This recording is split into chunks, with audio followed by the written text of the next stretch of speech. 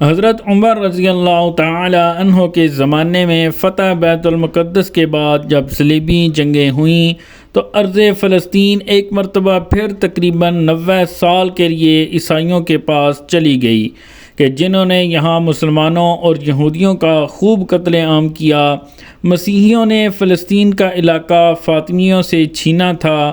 جب صلیبیوں کی طرف سے فلسطین کا محاصرہ طویل ہو گیا تو فاطمی گورنر افتخار الدولہ نے اس شرط پر ہتھیار ڈال دیے تھے کہ اسے نکل جانے کا محفوظ رستہ دے دیا جائے۔ وہ خود تو نکل گیا لیکن اس کے پیچھے صلیبیوں نے خوب قتل عام کیا۔ فاطمی اس وقت آپس میں امامت کے حصول کے لیے لڑ مر رہے تھے۔ فاطمی حکمران المستنصر باللہ کی وفات کے بعد اس کے 2 بیٹوں المستعلی باللہ اور نزار میں امامت کے جھگڑے شروع ہو گئے تھے۔ المستعلی باللہ چھوٹا تھا جبکہ نزار بیٹا بڑا تھا۔ دونوں نے امامت کا دعویٰ کر دیا اور اپنے حواریوں کو لے کر آپس میں جنگ چھیڑ دی۔ المستعلی باللہ غالب آ گیا اور اس نے اپنے بھائی نزار کو دیوار میں زندہ چنوا دیا۔ نزاریہ فرقے کی قوت اگرچہ ٹوٹ چکی تھی لیکن یہ بطور فرقہ باقی رہے۔ آج کل آغا خانی اسماعیلی انہی کی ایک شاخ ہے۔ دوسری طرف المستعلی باللہ کی امامت کو ماننے والوں میں پھر آگے چل کر بحرہ فرقہ پیدا ہوا جو آج تک باقی ہے۔ المستعلی باللہ کی طرف سے افتخار الدولہ فلسطین کا گورنر تھا۔ خیر اس کے بعد صلاح الدین ایوبی رحمۃ اللہ علیہ کی کاوشوں سے اور جہاد کے نتیجے میں یہ مقدس سرزمین پھر سے مسلمانوں کے پاس واپس آ گئی اور اس کے بعد کافی عرصے تک یہ مسلمانوں کے پاس رہی۔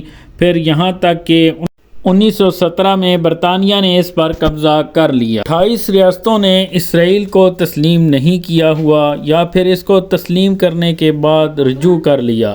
اس سے سفارتی تعلقات کو بحال نہ کیا۔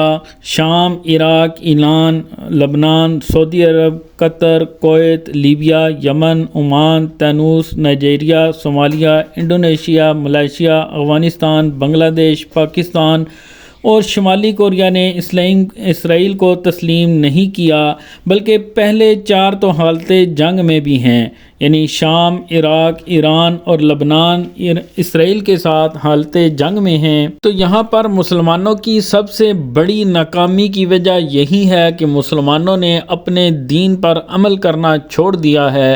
جہاد جو کہ ایک اسلام کا بنیادی رکن ہے، مسلمان اب تقریباً اس کو بھول چکے ہیں۔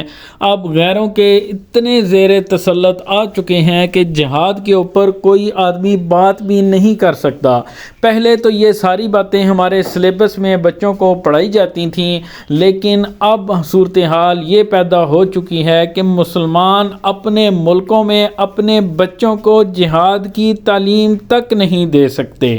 تو اگر آج بھی ہم پوری دنیا میں عزت کے ساتھ زندگی گزارنا چاہتے ہیں تو اس کے لیے سب سے بہترین حل یہی ہے کہ ہم جہاد کا علم بلند کریں اور اپنے بچوں کو جہاد کی تعلیم دیں اور اسلام کے اوپر مکمل عمل پیرا ہونے کی کوشش کریں۔